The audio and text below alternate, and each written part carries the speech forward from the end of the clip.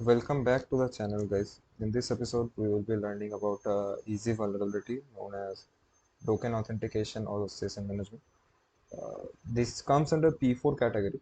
To understand this, basically, uh, when we change our password or when we change our password and we are logged in different browsers, it should at always log out each and every user from other browsers, or at least prompt us that whether we want to kill all other sessions or not. But when the application does not asks the user to kill all the sessions uh, or kills it by its own, then there's a vulnerability which is called broken authentication. So there's two way to check it.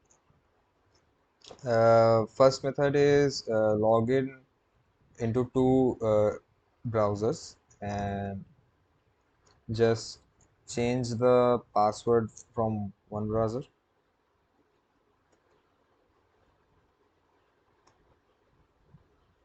So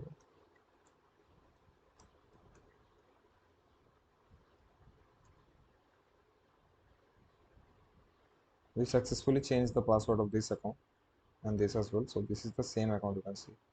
When we refresh the account, we can see that we are still in the account, and we can change this to something like this. And when we refresh the page, you can see that it is reflected here. So this is a kind of broken authentication. But if you are hunting uh, on a program which is hosted on Buckroute, then this POC would work, and it will be considered a vulnerability. But many programs in HackerOne does not accept POC in this way of broken authentication. You have to show them another way. Just log into the same account in two different tabs. See, it is the same account. To demonstrate this, uh, you can see that it's the same account. So once we log out from this tab, this tab should also be logged out. See, it is logged out. So this is another POC. If in this case, once we log out from one tab and the other tab stays alive, then uh, it is also an example of broken authentication, and HackerOne accepts this kind of POC.